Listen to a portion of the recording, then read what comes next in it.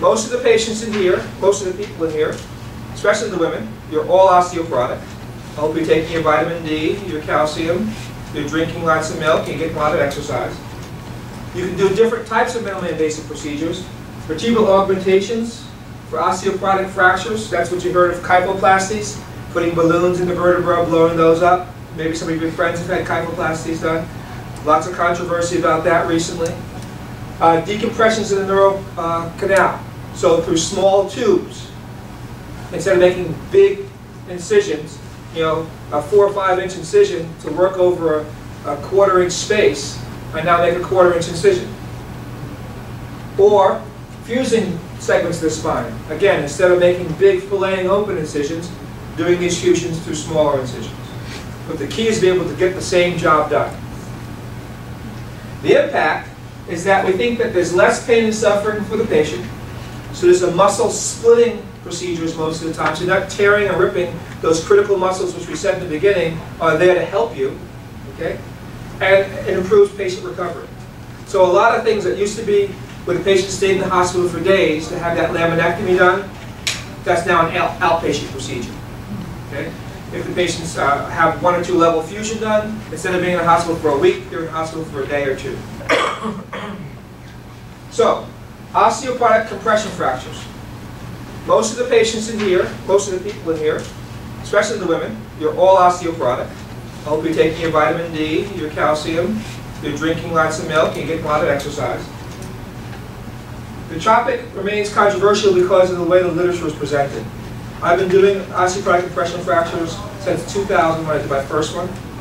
And I'm going to show you a little bit of the literature about why I think it's a very important operation. But again, bias and reading operations. People don't want to have surgery done these days. So all of the data that comes out negatively needs to be looked at very closely. Again, conflicting evidence-based data and ongoing clinical experience. The evidence-based data that's been presented doesn't really correlate with the clinical experience that most surgeons who do the procedure are experiencing. Primary treatment is initial rest, activity alterations, and medication for symptomatic relief. If you're not getting good symptomatic relief from osteoporotic compression fracture within 4 to 6 weeks, you really should be reevaluated. So my first case was in July of 2000. In that period of time, we're looking at 54 patients that I did over a 3-year period. The diagnosis was made by history, MRI, or bone scan. Treatment prior to 6 months. If you have a compression fracture and you wait more than 6 months, the results really start to fall off. So unless that fracture is still acutely compressing, you probably need to continue to just watch it. Okay?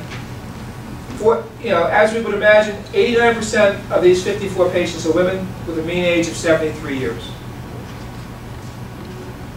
We did an IRB, which means that this is good evidence. It was approved by our hospital. It was prospective. It wasn't randomized. The reason we couldn't randomize it is because once we started doing it, if I had a patient in my office who had the procedure done, sitting next to a patient who didn't have the procedure done, they would start talking and convincing in the office, because I'm always late. And before you know it, the one who didn't have the procedure done was mad, because they didn't have the procedure done. So we could never really get it randomized. So we stopped that. But this is 28 patients out of this 54. We followed for a year, and this is what I'm going to show you the results of. So here we are. To your far left, that's the screening. And these are different questionnaires that were answered. And those of you who may have been to my office, you know you get lots of questionnaires in my office. Please fill them out before you come. It takes forever. And at 1 year, we have this following. So this is the arrow that shows their role physical, which is questions of what they thought they could do. So from screening to 1 year, significant improvement. Okay, there's no question that these patients were helped. Here we have their social function. So the things that they could do with their friends. Instead of telling their friends, well, I can't go out today and play bridge because my back hurts, they were actually dramatically improved. Here we have vitality. Again, improved. Everything is improved. So this is what the procedure looks like. This is a bone scan.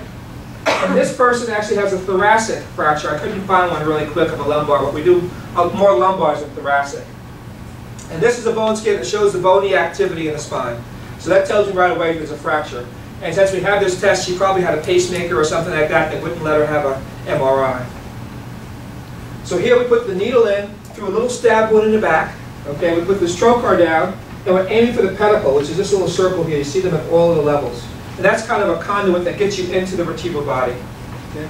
Once you got that in there, you then put this balloon down there, and you blow the balloon up. And you can see how we've lifted up the compression area. Okay, so it went from being squeezed like this to being open like that. After you get that balloon up, you take the air down, you pull the balloons out, and you've created a void. Because the patient's laying on their belly, okay, there's nothing that's going to compress that. And then through that, you put the cement in, which is the same cement they use for total hips and total knees. And that cement gives immediate support. And if you have an acute osteoporotic compression fracture, and you have this procedure done, if it doesn't get better over a few weeks of having it treated conservatively, this is very effective, as that previous slide showed, with improving your pain, vitality, and function.